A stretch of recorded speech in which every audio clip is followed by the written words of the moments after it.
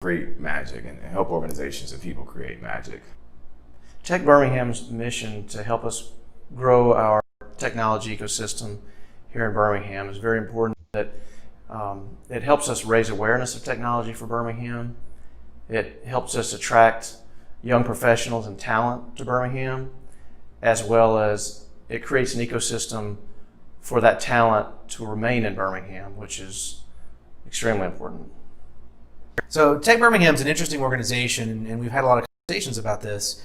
Tech Birmingham is the one place where these groups come and have a voice, and the voice isn't representative of a single group, right? So it's not just a large set of large corporations. It's not just entrepreneurs. It's not just technology. It's everyone having the same voice. And SlossTech at the end of the year is a lot of times a way to put that voice forward and amplify it. So SlossTech is one of those special events that really touches on the entire landscape of our mission, which is, again, to make sure we're marketing and promoting the city, that we're growing the local ecosystem, and that we're connecting people and providing opportunities for community. SlossTech does all of that. I'm encouraged by the fact that it is a fairly young event, sold out in its second year, was able to attract big name speakers and thought leaders from across the region as well as the country. And it just serves as a stamp of validation on what it is we're trying to build here in Birmingham. So I think it's important, that once a year or so, we take a minute, get out of the four walls of where we've all been working so hard, and acknowledge the work we've done together on our ecosystem, right? So it's technology, it's startups, it's entrepreneurship, and dole out a little bit of praise for the people who've done well in that world. And on the flip side of that, hearing people come from other places regionally, nationally, to throw ideas out that we haven't heard about, and what can we think about in the next year, and what we'll be talking about next year. And then just mixing all those people together, because it's so important that Birmingham has a voice that's not one corporation or one group. It's a voice that represents a lot of people. Absolutely. So interestingly enough, when I think about the ecosystem, sometimes I have to remind myself that it spans age groups as well. And I think back to the one last year where Dr. Adrian Starks, who's over Stream Innovations, brought out a massive group of her kids, these young programmers and coders, and for them to be able to see folks like Ashley Amos on stage, right, co-founder of Mixtros, I think it just made it real, and it was a great reminder for me on what it is that we're building and just how we kind of go about things in that Birmingham way. I don't know if other events really focus on it like that. Who cares if they do, right? We're going to do it the way Birmingham does it, but that was just a good reminder of me that we hit onto something special with SlossTech. And that really also speaks to our desire to create an inclusive ecosystem here in Birmingham. Absolutely. This year, I think a lot of folks are excited about our keynote speaker, Alexis Ohanian. Of course, we're going to have Mayor Randall Whiffen kick us off. Everybody loves Mayor Bay. They love the nickname. I don't know if he loves it or not, but we're gonna use it. We're going to find out. Right. Yeah, but it's so funny whenever I'm talking about Alexis Ohanian. For the folks who are in the ecosystem, they light up. For folks who might be on the periphery, they might know it, and then I'll say Reddit, and it starts to go up a little bit more, and then I'll say Serena Williams' husband. It's like, oh, well, why didn't you just lead with that, right? Yeah. So, but all that said, though, I think having him really, again, it solidifies that we have a major event here that folks from across the region are looking toward, and I think we're getting to the point where they're starting to circle it on the calendar. Yeah, it's interesting because Birmingham is the place for people who want to be in the game. Right? If you like sitting in the bleachers and watching how things go, not the best place. Right. If you want to see, you want to have an impact and you want to be in the game, playing the game, it's a great place. And Alexis is interesting to me because he's a pure tech co-founder, has a backstory, right? So that's not always been the keynote. And it's going to be interesting to see because Alexis has a longer history, and he founded a social media site. Right. In a day and age when the amount of thrash around what social media is in this world is really important to a lot of people. And so I'm really excited to see what Alexis has to say, what his story looks like, what he's up to now, where it's going. And I'm glad he's staying in Birmingham. Yeah, right. That's pretty cool. Well, I definitely want to make sure that we end with the details to hear all of that and everything else that we share with you all. Remember, it is sloss.tech. If you get tripped up over the tech, you can go to techbirmingham.com, and there is information that will lead you to Sloss. Tech. It is taking place August 2nd at the beautiful, historic, renovated Lyric Theater in downtown Birmingham. If you have not been, seriously, it's one thing for us to say it, but you have to experience it for yourself. This is a wonderful opportunity to really dig in, create community, and celebrate where it is that we're going as a region. So again, August 2nd, sloss.tech.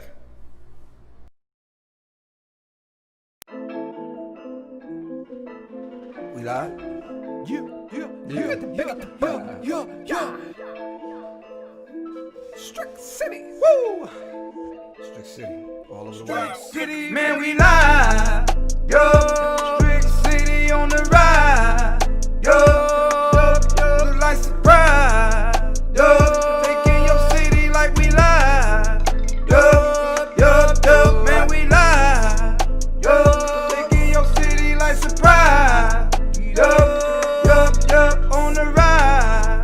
Yo, Strick City coming live. Yo. Whoop.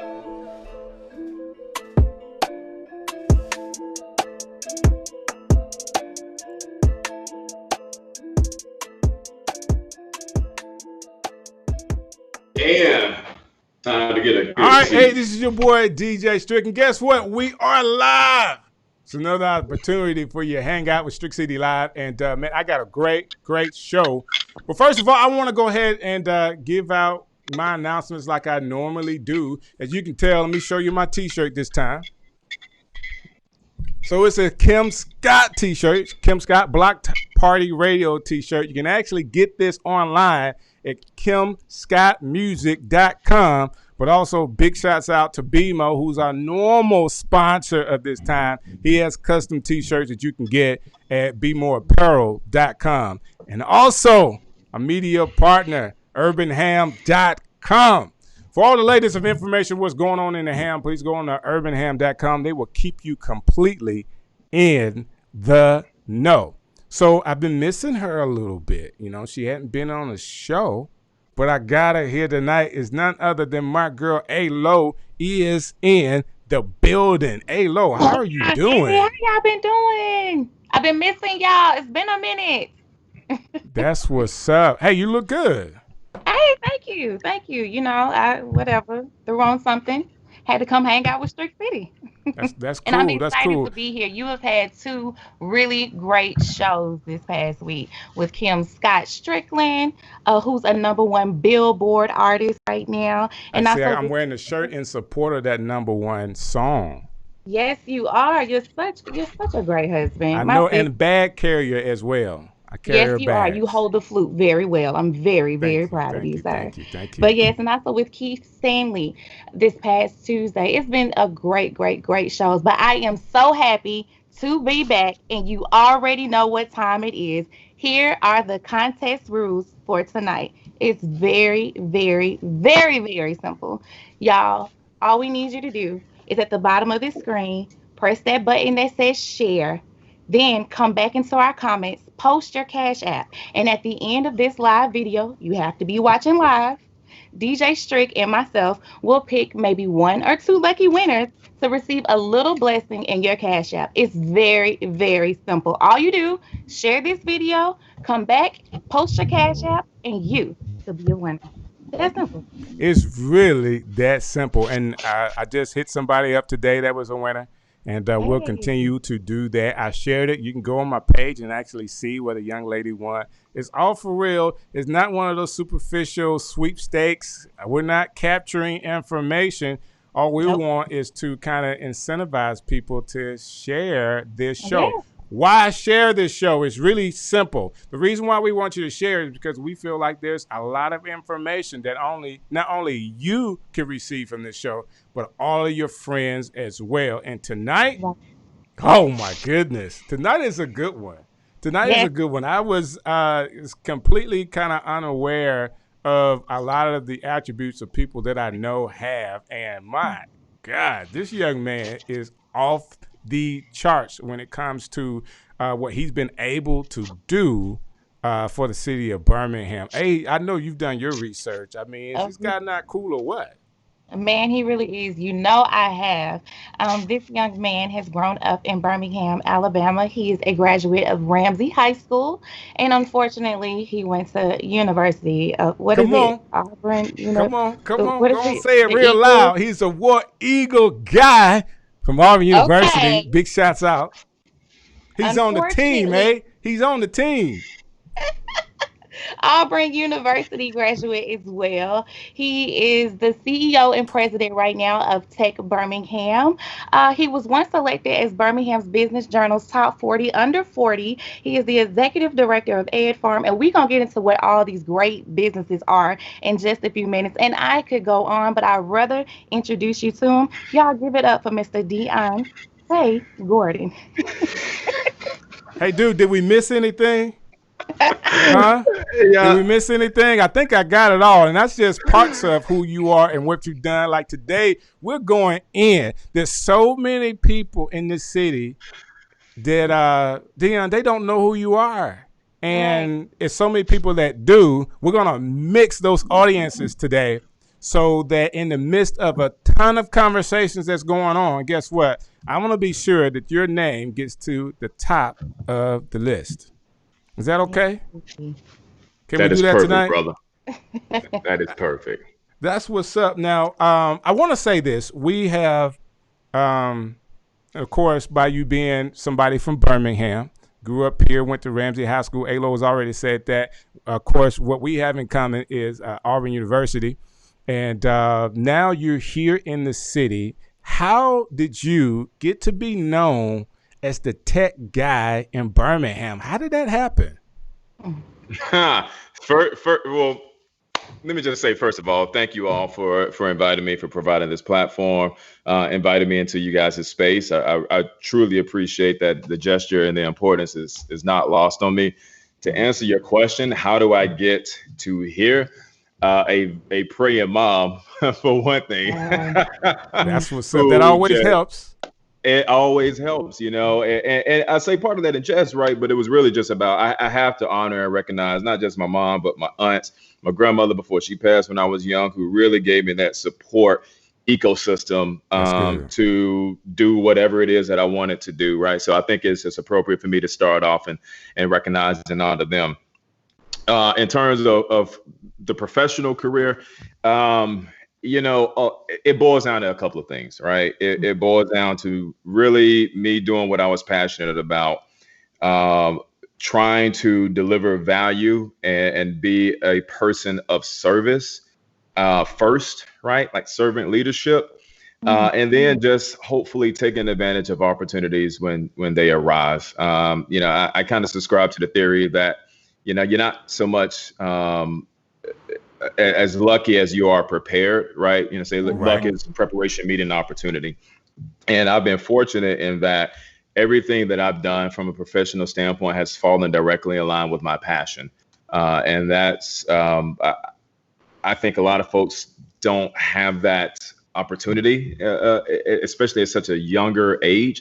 But that was just in some ways how it was built, right? So I've always been passionate about three things: entrepreneurship, Birmingham, and technology. Wow. And so to be at a point where all three of those things intersect, and then even going back before that, I've had an opportunity to engage in each of those domains and develop some kind of understanding or mastery of those domains, and then bring it together in a way that has allowed for us to hopefully make a positive impact on Birmingham, right? So I originally went to Auburn for architecture. I shared with you guys earlier, I make no bones about it. I almost got kicked out, right? Because I knew that I didn't want to go and become an architect. But architecture still informs so much of my work. Gotcha. And how I look at society, right? And so instead of going to architecture school, or classes rather, I was going to the library, and that's where I taught myself how to code. Big asterisks, right? I would not consider myself a coder, except for the fact that I knew how to break it and bend it and get it to do what I wanted to do. And that allowed me to start some online businesses. And once some revenue started coming in, that kind of pivoted me into really making a career out of that. Wow. And I came across a wonderful individual by the name of John Garrett. He was a white brother, and I mean that in every sense of the word. He was my brother. He was my mentor, my best friend. He passed away. I'm speaking about him in the past tense. He passed away in September 2014. But John got wind. He was from LA, like the streets of LA. Okay. So yeah, so I used to love talk about like Birmingham, streets when no nothing, because he came from that environment. But it was so awesome the way that we were able to connect and link, and he got wind of what I was doing. Long story short, he was starting a business that was about to merge with another tech firm. That didn't go through at the 12th hour. And so instead of everybody going their separate ways, he decided to pull talent from those organizations that were about to merge and start something new. And so Microfit Group grew into Chronicle Studio. Okay. And we were able to grow that. We brought on, I think John was 35 at the time. He was the oldest employee, right? But wow. we did So is this right stuff. out of college, basically? Yep. Yeah, exactly. Wow. So I was doing some consulting shortly after. So this was probably about 2010, 2011 when I started to link with them.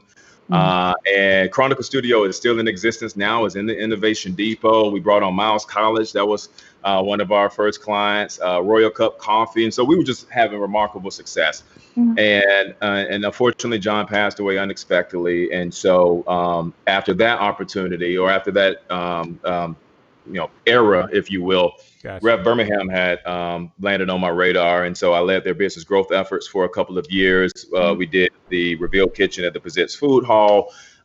We did some online coding, not coding classes, apologies, but entrepreneurial classes that a lot of folks went through, right? Like, so Right. Zebby Carney, Eugene's Hot Chicken, right? Like he was one of our first classes. Shoe Wow. Shop on 3rd Avenue, right? They came through it as well. We did the big pitch with them. Kim Brock, right, with Biddy's Living Kitchen. So it's like, so again, Deon, I'm gonna have to stop you because you Oh, have. I know I can go on and on. Listen, you have given us so much information about your process into being a tech guy. We can get lost in some of the big things that you have been able to do, like to just skim past the big pitch, or to be involved in actually helping the business side of Eugene. That's a big deal. For people that may not know, Red Birmingham, am I correct in saying they're the ones that actually sponsor the big pitch, and people, small businesses were able to come in and pitch and get, so how much money were they able to get from this particular program? Yeah, I think when I came on board, we were probably at like 10,000. I think it's about 50,000 now. Wow. And so, and PNC was instrumental in that and providing us with the funds. So I want to make sure I recognize them as well. And we had little to do. I tell folks all the time, I'm not going to monopolize, but our job was to build the biggest stage and a platform for those entrepreneurs to shine, right? Gotcha. Like if you go to a Beyonce concert or whatever concert, people aren't high-fiving and talking about the grips and the folks who hung the lights. But without those individuals, Beyonce can shine, or the artist can shine. And so that's how I kind of approach our work, is that like we don't want the recognition. We don't have the talent. The folks who have the talent are the Zebby Carners of the world, the Kim Brocks of the world, the going down the list, right? Our job is to build that biggest stage and platform so they can get out there and then do their thing. So that was our role in that. Wow. That's and that led you. So the big pitch comes along. It is hugely successful in the city. You actually help some people get their business off the ground with those funds. PNC sponsored that. How did you get to Tech Birmingham?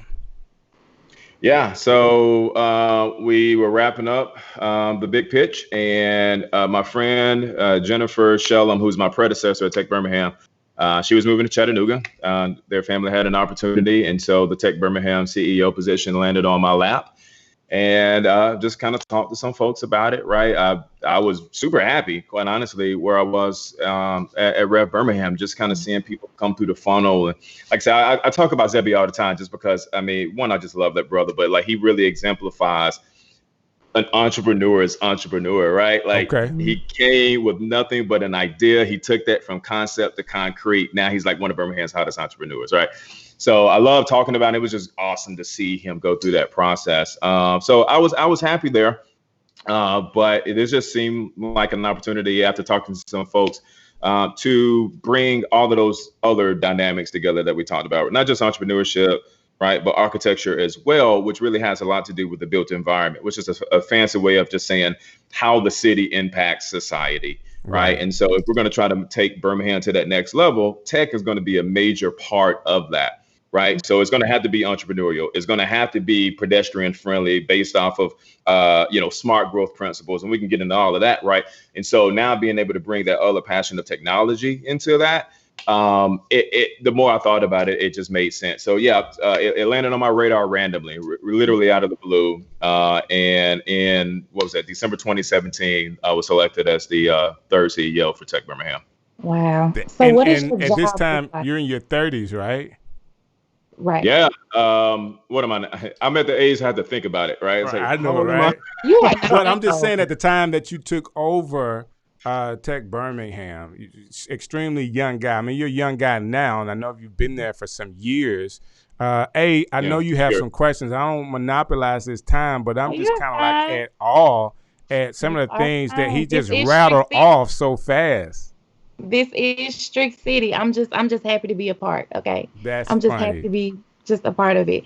But I have to ask you, so what does your job look like day to day as the CEO of a tech company? Like, what do you do on a day-to-day basis?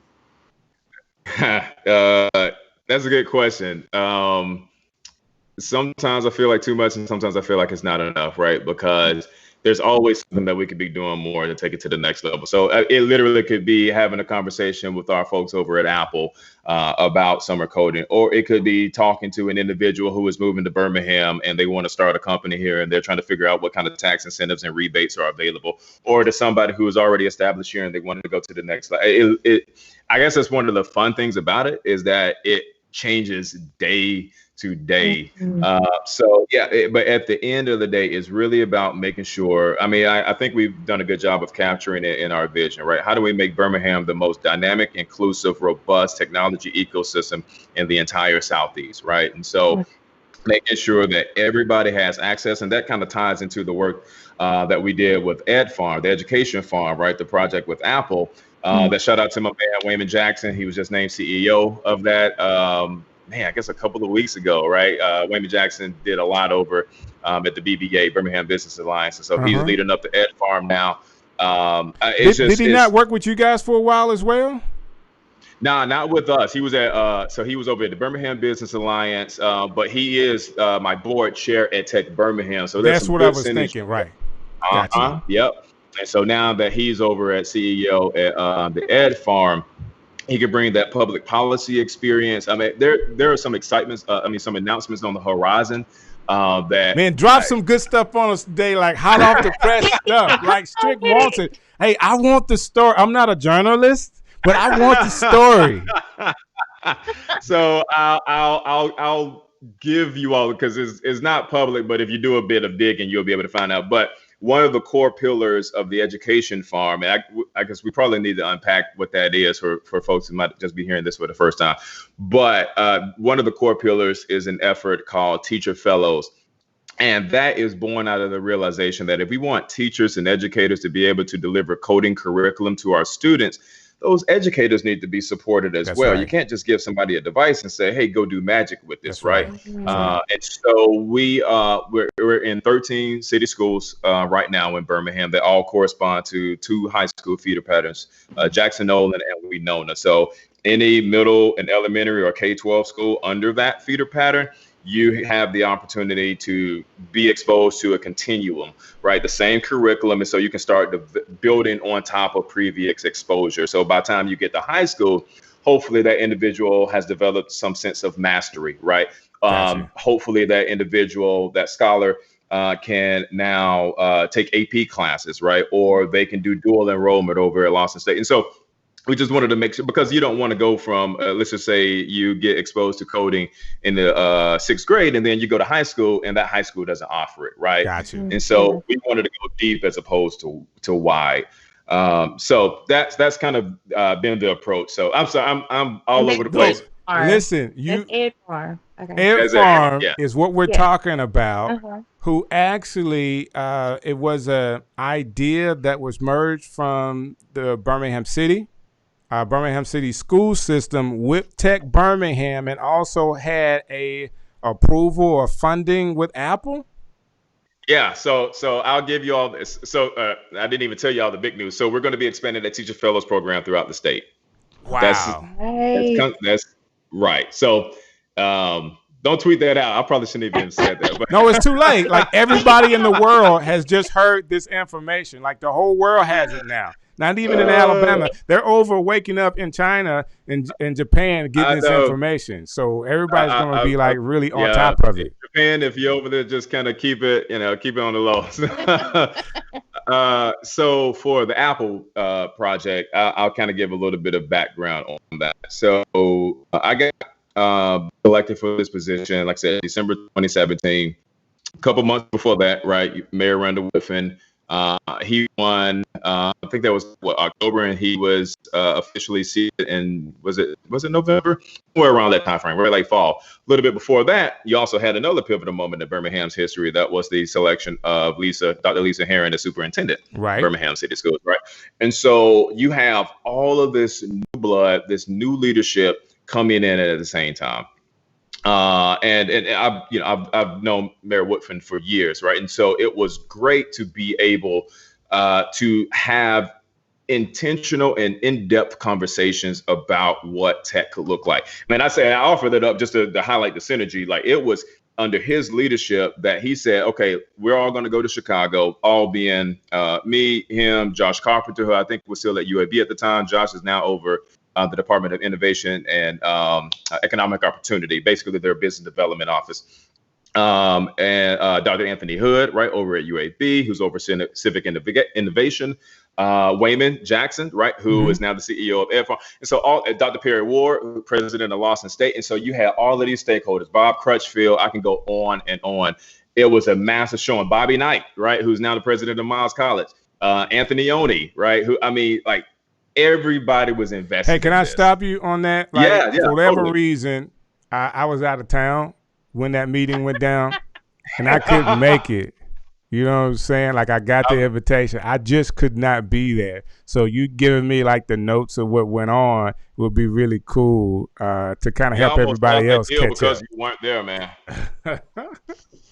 Listen. So we're talking about Ed Farm and the idea growing out by this who's who all in one place, this new energy in Birmingham that kind of led from the mayor's office and everybody else in the city that has some type of a footprint in the city is a part of this. And you guys came up with what? Excuse me. So yeah, this was 2018 in April. We go up to Chicago and we met with some Apple executives, and the idea was to see what they were doing in that city, because Chicago was probably at that time the exemplar. I'm going to go as far as to say we stole that title, and I think Birmingham's the exemplar now. So Chicago can come and take it if they want to. But they were really great up there though, and they showed us how Apple was engaging within the 2-year system, high schools, the entire ecosystem, right? And so I remember it was a 2-day trip. I remember after that first meeting, as a matter of fact, Dr. Lisa Herron, who was superintendent of Birmingham City Schools at the time, she just was named the superintendent for Atlanta Public School System. Right. And then Dr. Perry Ward, Lawson State, they leaned over on the bus and they said, "How are we going to make this happen?" Not when.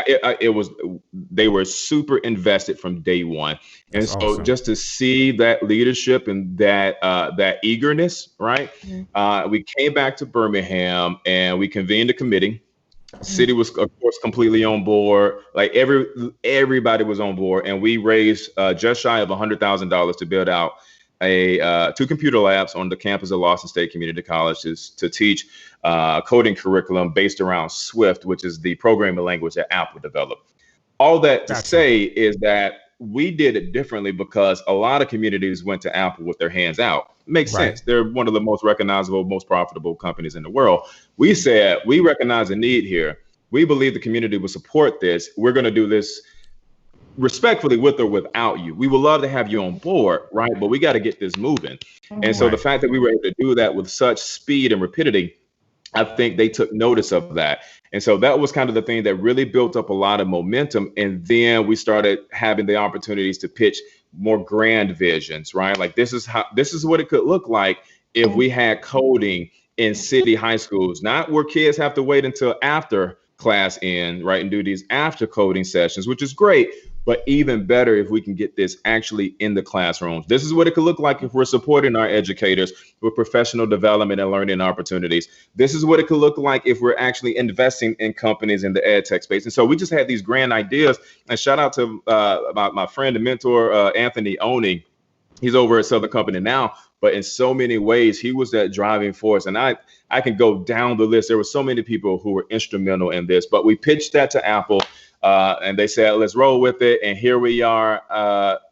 We just, I think, officially passed the year mark. We I think I signed everything on like May 2019.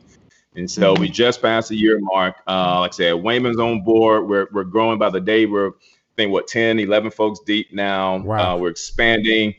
Yeah. So that was the genesis story. So let me do this. Let me play a part of the whole event, the announcement of Ed Farms. I'm gonna play a video for that, and then when we get back, you could tell us what it was like to meet Tim Cook of Apple. Like what conversations you guys had as Auburn guys and as tech guys, because that had to be a cool moment. So right now we're gonna play the video right here. It's about Ed Farms.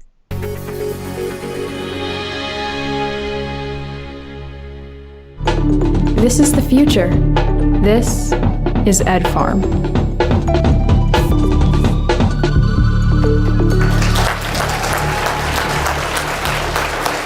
You might be wondering, what is the Education Farm, Ed Farm? Interesting name for an effort. Is it a coding initiative? Yes, and is it a workforce development play? Is that too. But at the end of the day, it is an idea as big as Birmingham's founding. The idea that we don't just have to survive this fourth industrial revolution, we can thrive in it as well. By creating this community hub and by giving teachers the tools and skills to bring coding and creativity lessons into their classrooms, we can make a ripple in a much bigger pond. This is a big deal as it relates to the intersection of TechBirmingham, Birmingham City School System, Alabama Power, and many other partners at the innovation of where we want tech to be in the city, where we want to be on the cutting edge of innovation. This allows us to actually jump that curve. It gives the city of Birmingham a wonderful opportunity to be a leader in tech space. When we all think about the future of our students, the young and the young at heart, we know that the world ahead requires a different language, a language that goes beyond math, English, and science. We know that this language of coding, is going to create different experiences in the way we engage ourselves and interact with each other. We know that this language is going to shape the way our communities are built and the way that they're framed. I think it puts us on a national spotlight in a way that perhaps people have not thought of Birmingham before. Certainly, we have been the cradle of technology and innovation for many years, and I think this opportunity to partner with Apple on this most important educational initiative will be the game changer for the city. And for us to do it in a city called Birmingham, where for years we have built the blueprint for changing the game, changing the hearts, changing the minds of human beings. Because not only do we believe that education is the great equalizer, but it is everyone's civic right to be able to read, to be able to innovate, to co-create. We absolutely would love to see this roll out across Alabama. So one of the big pushes we have right now is to put coding in every school across the state, but Birmingham's obviously a center of innovation, so starting here makes a lot of sense. And we can learn a lot from the good things that are going on here at Ed Farm and in Birmingham, and find things that we can roll out across the state. As we realize, it is not just about giving educators equipment, it's about equipping our educators. and giving them wonderful professional learning opportunities and skills and resources so that they can create powerful experiences in the classroom. With the team we built here, with the Birmingham community, and with an abiding faith in education's power as a great equalizer, I'm grateful to walk this path together, and I can't wait to see where it leads. Thank you very much.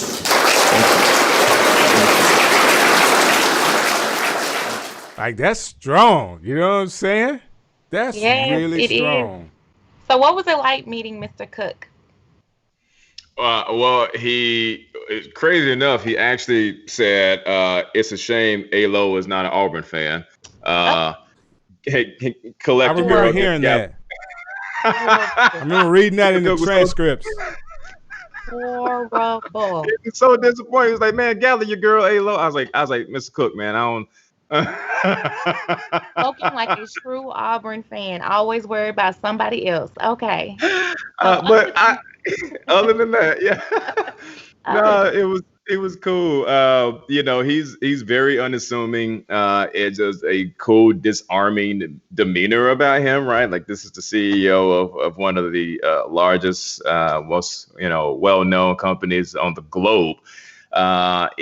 You can see him on the street. He'll just kick back, chat about anything. Of course, we touched on technology, and what was really cool was how we were able to hopefully seed some conversations about like what next. I mean, we have a 3-year plan in place for the Ed Farm, right? But a lot of opportunities are going to present themselves and emerge that we probably didn't anticipate.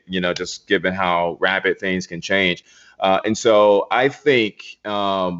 I think that Birmingham has a unique role to play in making sure we elevate coding and creativity to make sure that it is an integral part to the educational experience, right? Mm-hmm. The entire experience, not just those who are on the receiving end, the students, right? But again, kind of going back to the educators, how are we equipping them to deliver that curriculum? Mm-hmm. And what was so cool, I guess I can offer this up. It's like something that was unique about Tim.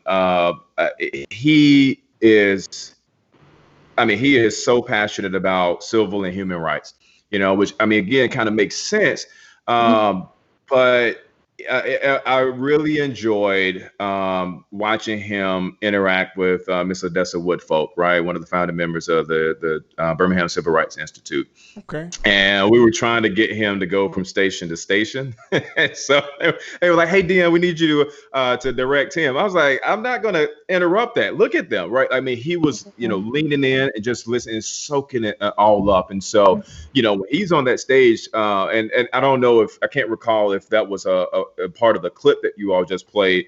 But at the Ed Farm announcement back in February, Tim also announced a partnership that we all are going to have with the Birmingham Civil Rights Institute. Wow. Right. And so the idea behind that is figuring out how do we take the events of that movement, recognize Birmingham's centrality to it, recontextualize that experience. And by that, I mean, if you go to BCRI, in some way, it's kind of like once you've been there, you've seen it all, right? Yeah. That's not they have a lot of rotating exhibits and things of that nature, right? But we have to figure out how to tell that story in a new way, especially if we want to reach a new audience, if we want to reach an audience outside of Birmingham.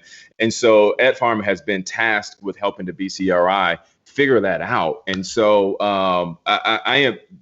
I'm so thrilled to see what develops from that. But like that was, Tim, man, he was all over that idea.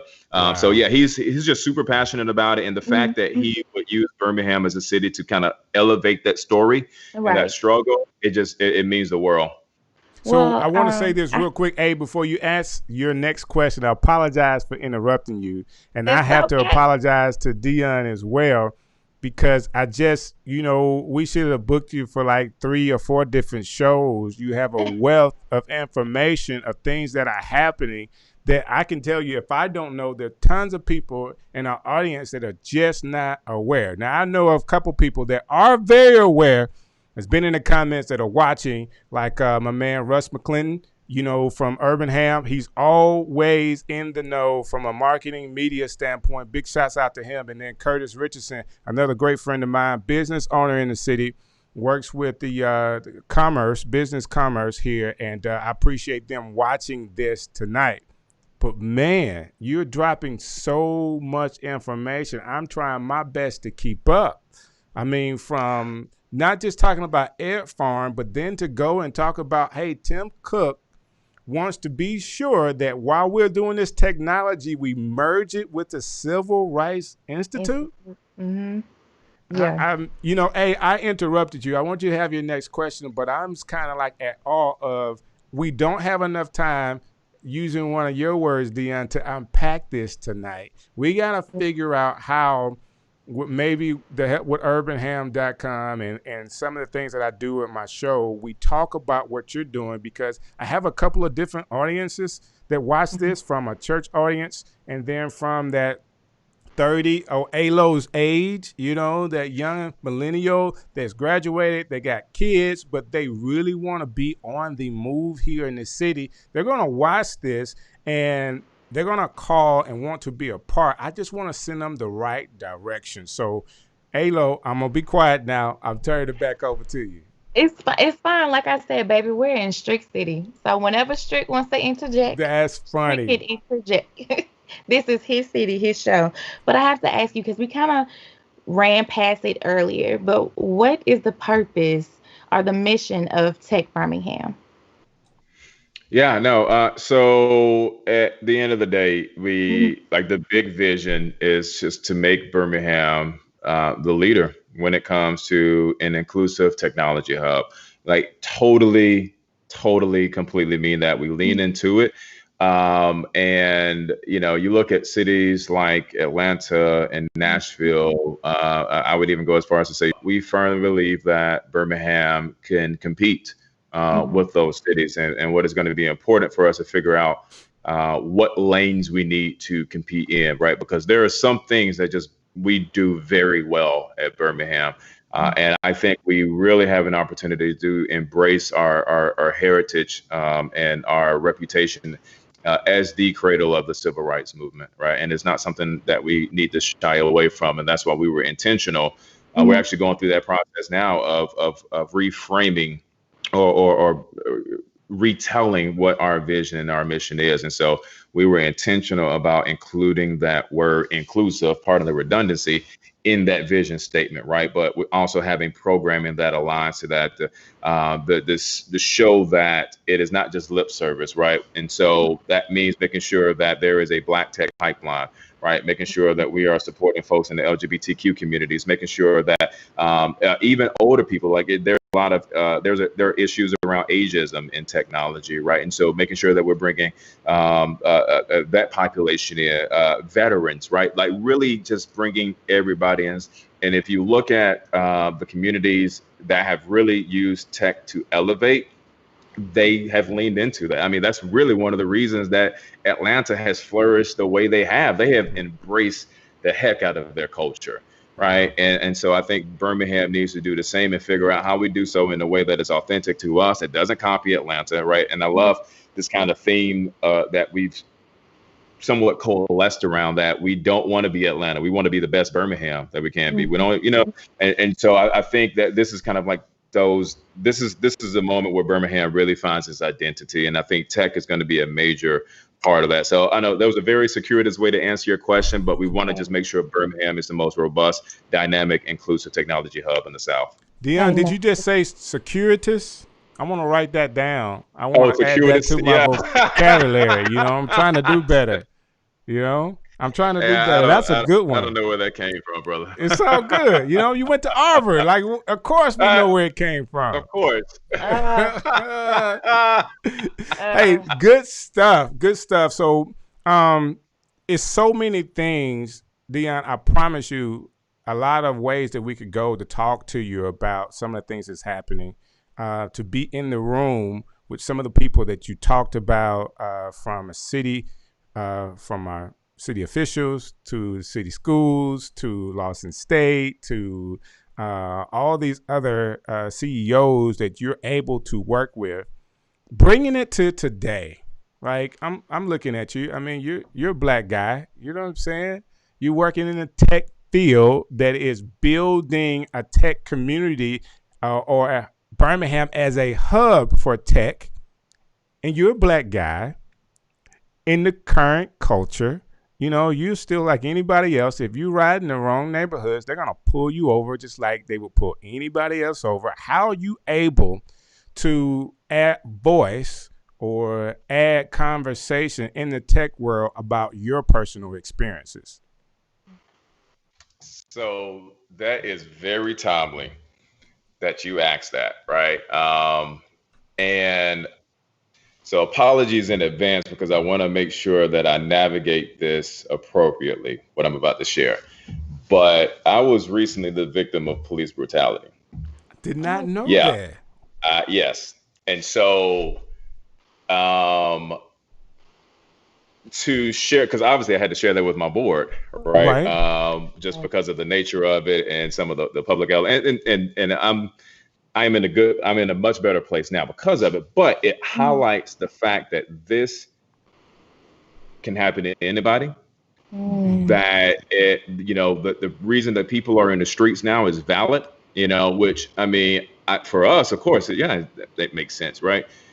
It's about George Floyd. It's about Oscar Grant. It's about it's about systemic racism. It's about racial covenant. I mean, right? That's a whole nother show in itself, right? But for folks who have not been privy to that, who have not understood what privilege means, it brings it home, right? And I think in the same way that the unfortunate passing of George Floyd, like you have to be a monster to say, oh yeah, 8 minutes and 46 seconds was appropriate, right? Right. Same way what I kind of encountered, I think brought it home, and that is not to elevate it, is totally different. But in terms of making it real for folks, right?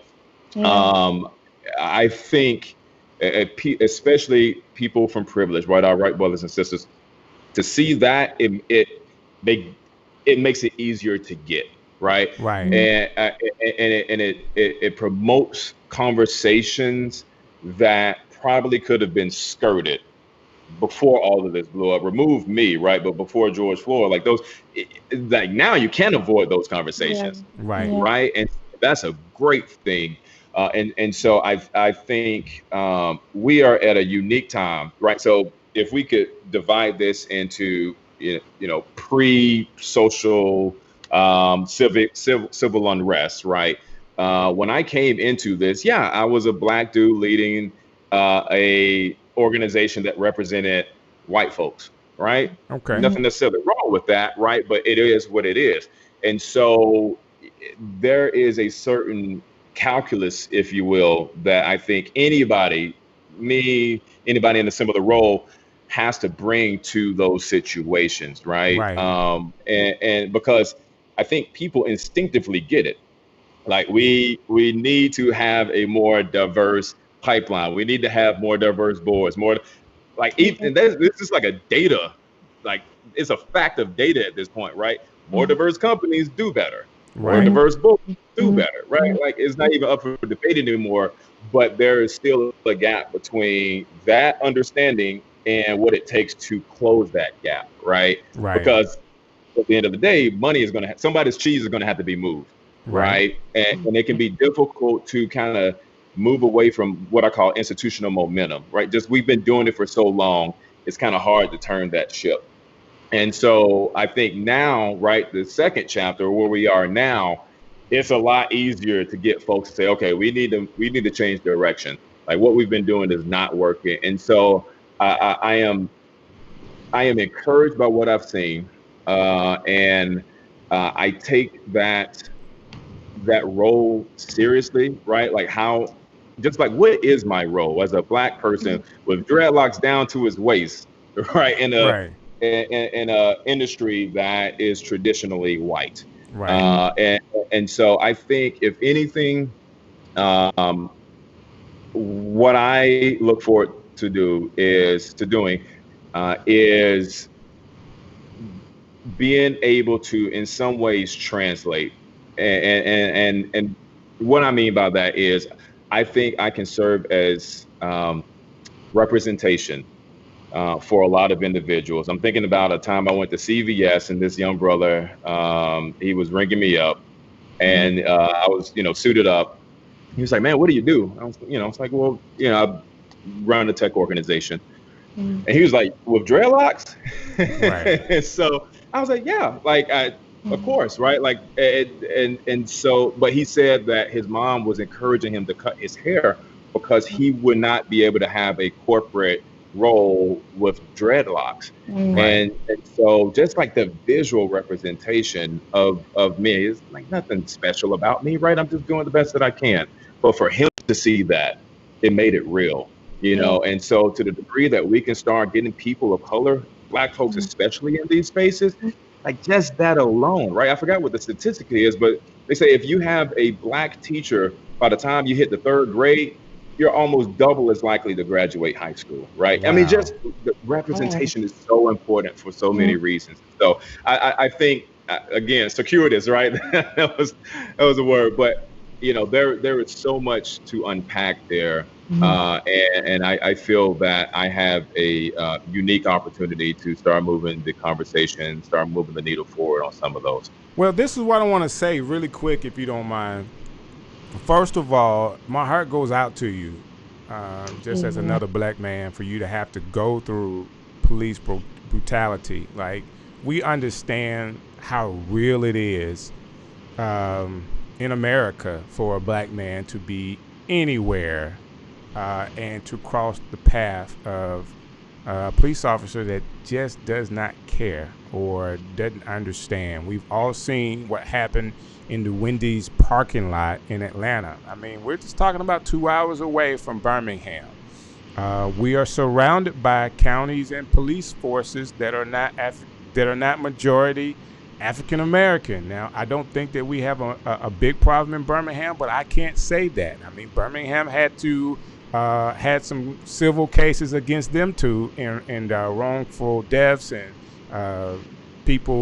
police brutality as well. But it's not like a major problem across the city of Birmingham. But we're surrounded by other cities and other counties. That being said, again, my heart goes out to you. I pray that you're able to kind of be a beacon of light to share your story to the other tech company leaders, for them to understand. I was talking to a friend, and he was coming back from the beach this over the weekend, got stopped at night coming back from the beach in Lower Alabama. Guess what? I didn't have a care in the world, is what he said. Listen, if you ever been down to the beach and have driven down to some of those small cities in Alabama, and it's ever been at night, I don't know about you, but it's such an eerie feeling for me. Like, I have decided I will not travel at night in those areas. And I'm not saying anything has personally happened to me, but it's in me to be afraid to do that. It's in me to fear. If I got my family and I'm traveling at night in cities that I'm not aware of, or little small towns, and something was to break down in my car, listen, we have a real problem, because down there you also don't have good cell service. So it's not like you can just call somebody. And I don't want to go on and on about it, but I think that in your role as with Tech Birmingham, and your job is to bring people together, and you're doing an excellent job with that. I promise you, if it wasn't you in this role, I would not be able to talk to the president or CEO of Tech Birmingham. Does that make sense? Like, this conversation would not be happening if you're not in this role. Because some of those doors are just not open for our community based off relationship. This interview is based off relationship. Like, we've known of each other. It's based off relationship. But if you're not in this role, if Wayman Jackson is not in his role, there are other people that can't come to the table. What do you feel about that? How do you respond to a conversation like that? Man, well, first, I to you both, I appreciate those words and the concern.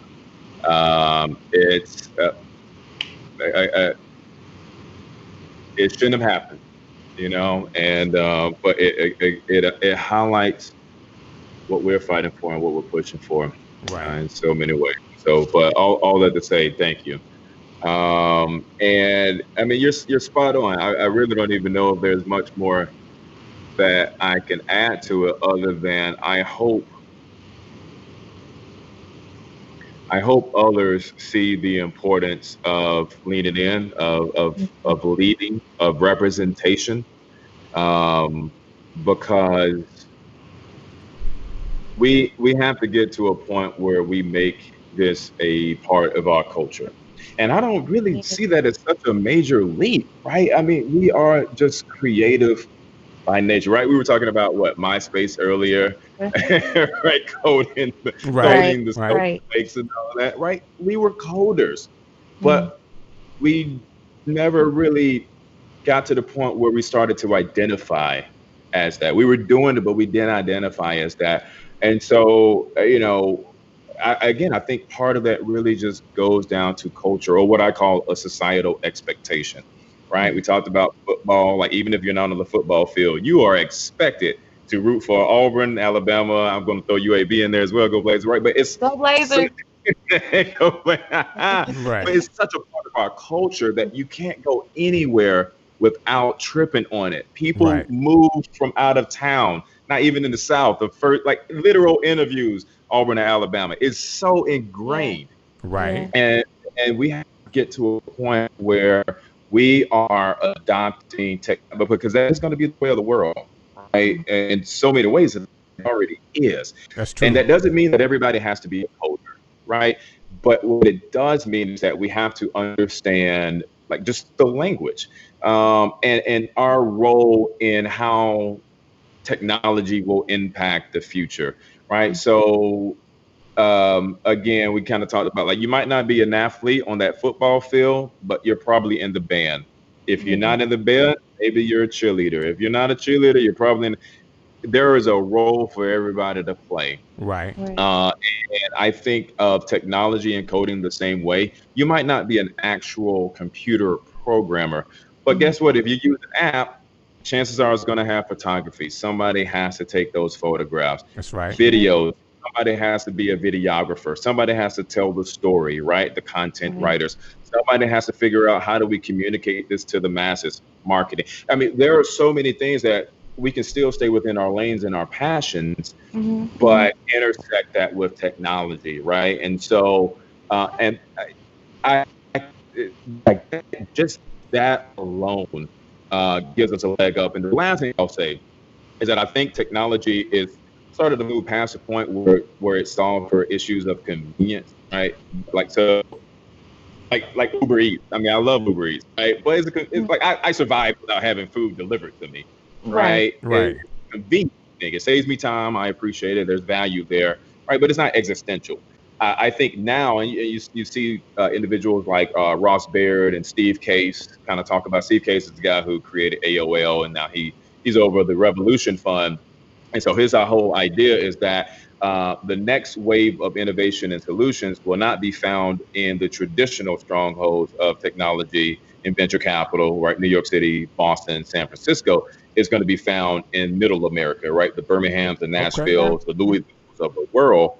And so in those cities, especially in communities that have been traditionally marginalized and forgotten, a lot of challenges exist, but flip that around, a lot of opportunities exist as well. Wow. And my belief is that the people closest to the problems are closest to the solutions. So imagine if we empowered those individuals to say, we have a health issue here, right? Or a public transportation issue here. And we are equipped now to use technology to solve it. Again, everybody won't code, but everybody could play a role in figuring out how to use technology to solve for those problems. And so we have to make this a cultural thing. We have to start a culture of technology and entrepreneurship.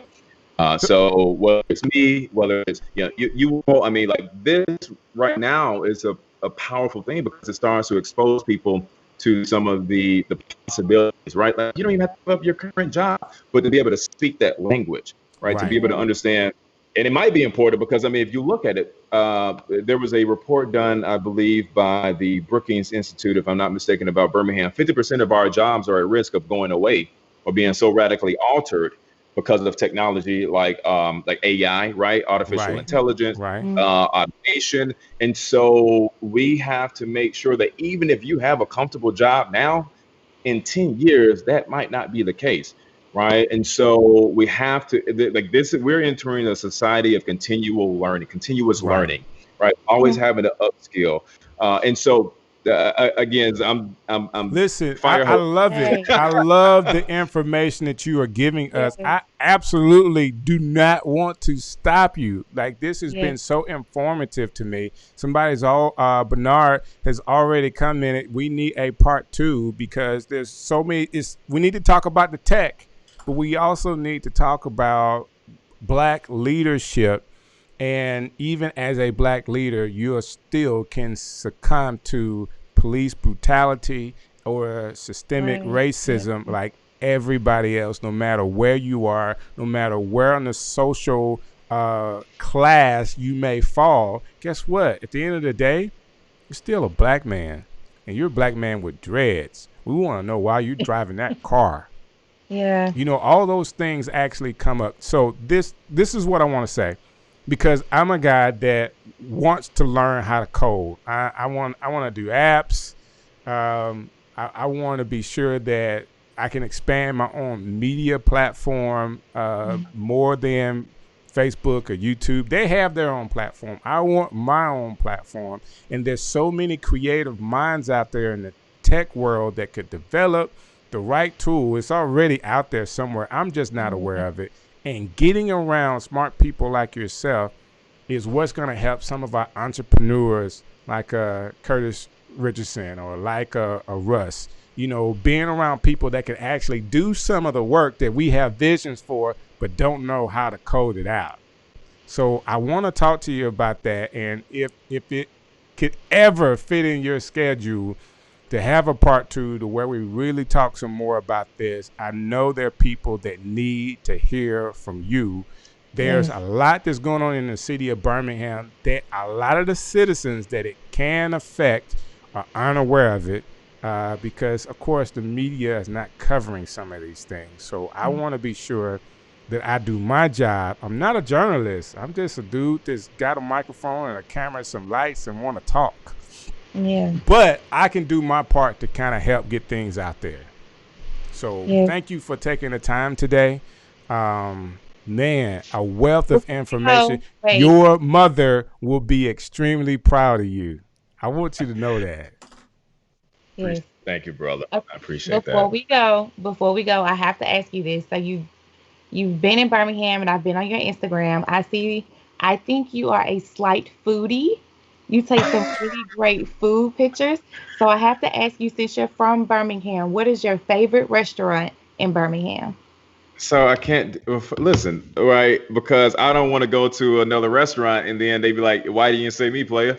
Right. Oh, I can't do that. But I will tell you this. Like, I have nothing but love for Zebby, right? Like Eugene's Hot Chicken. I mean, so the lemon pepper.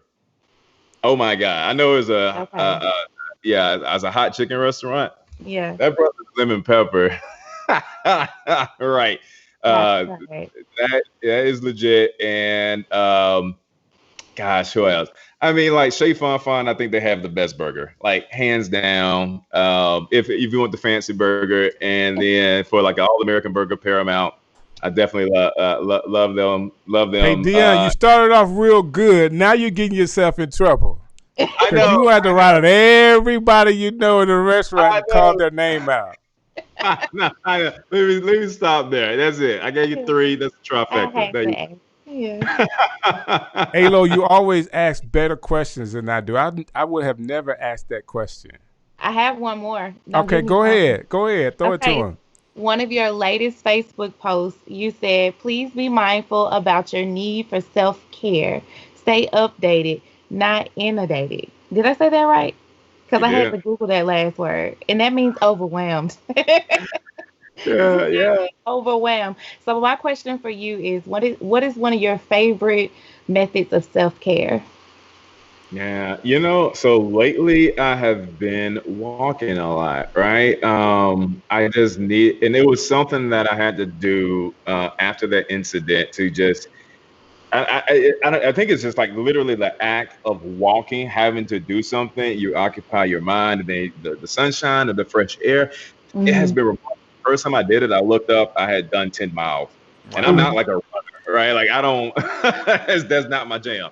But it was, uptown, Let's St. go.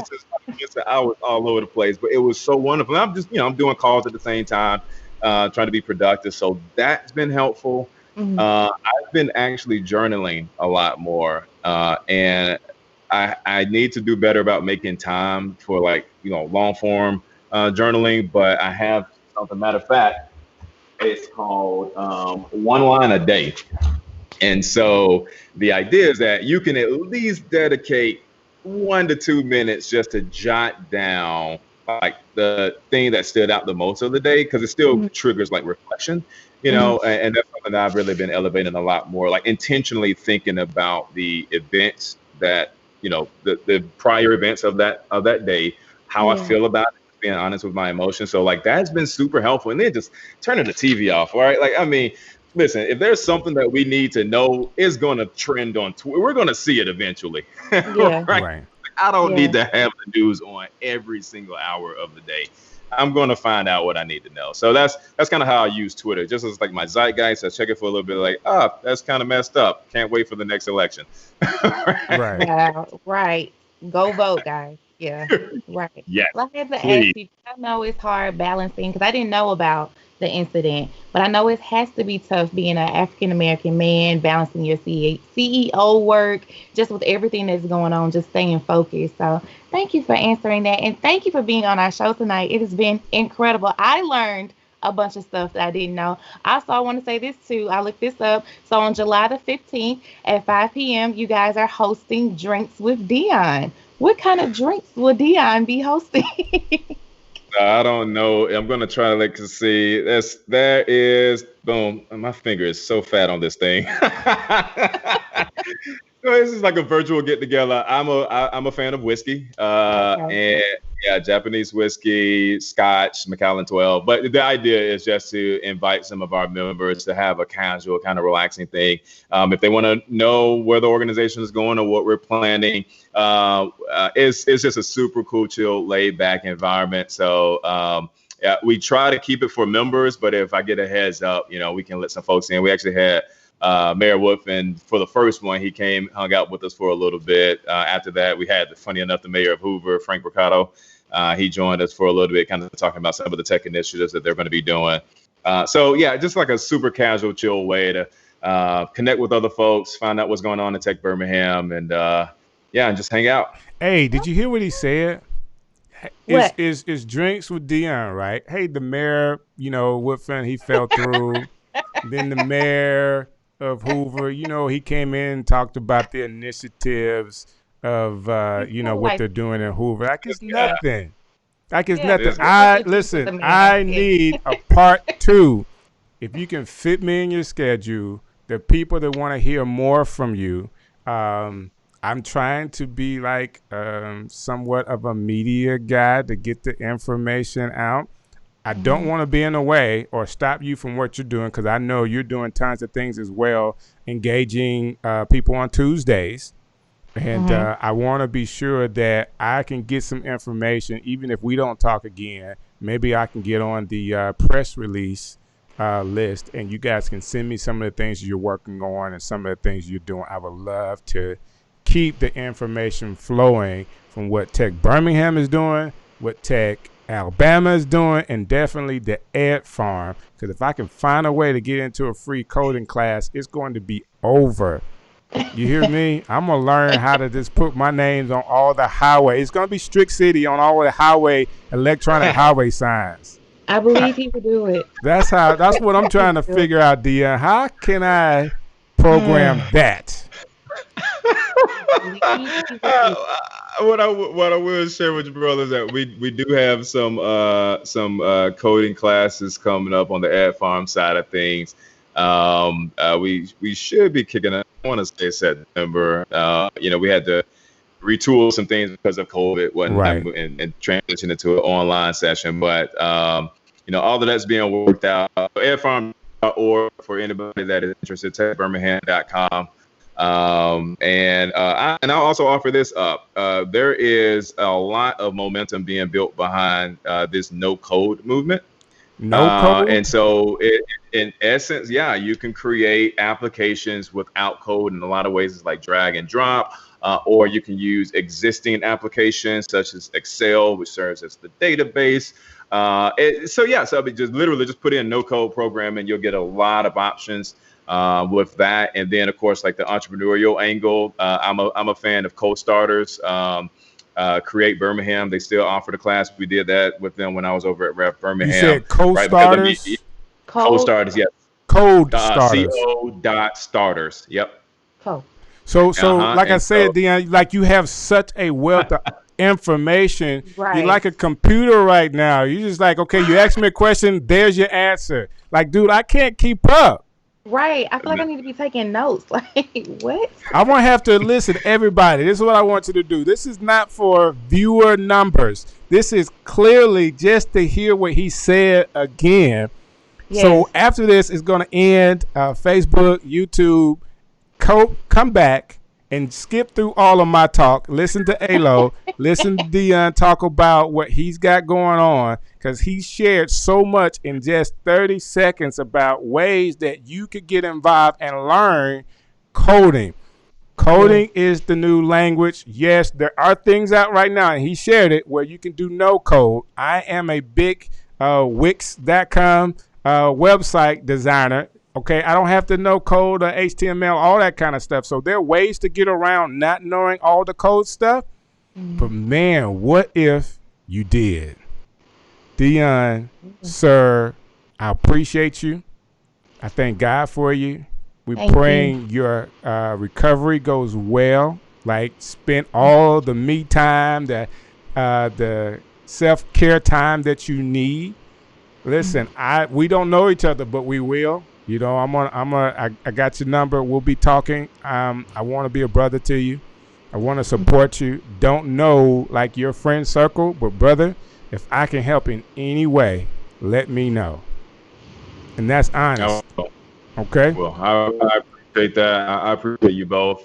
Thanks for just allowing me the opportunity to come on. This has been fantastic. Whenever I can add value, please don't hesitate to call on me. But I am super grateful for you all, and definitely looking forward to the next opportunity.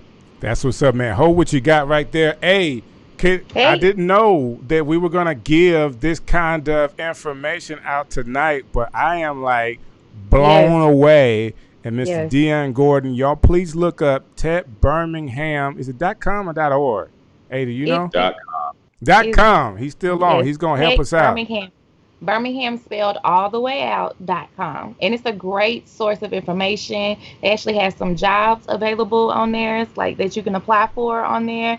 It's a lot of good stuff on there, so go check it out, y'all. It's definitely worth a shot. Well, man, we've talked a long time tonight, and yes, we did. It was worth it, though. It was worth it. Another great show. Hey, thank you for co-hosting with me today. Hey, I'm glad to be back. Thank you for allowing me to be here. Yeah, she said I allowed her. I really didn't do that, but thank you anyway. Hey, listen up, guys. We got more stuff coming. If you don't do anything else, if you've seen this tonight, please share it with somebody you know. And we're praying for everybody that's out there fighting the good fight. Black lives do matter, but more importantly, if you are out there and you need mental help, listen, there are people that are out here that are ready to help serve you. We all got a story, and sometimes you need a listening ear. So we're going to come back really soon talking about who can listen to you right here in the city of Birmingham, allow you to tell your story and to release a little bit. All right? Hey, Lou, it's been great, girl. It's been awesome. We live? Yeah. Strick City, woo! Strick City, all over the way. Strick City, man, we live, yo.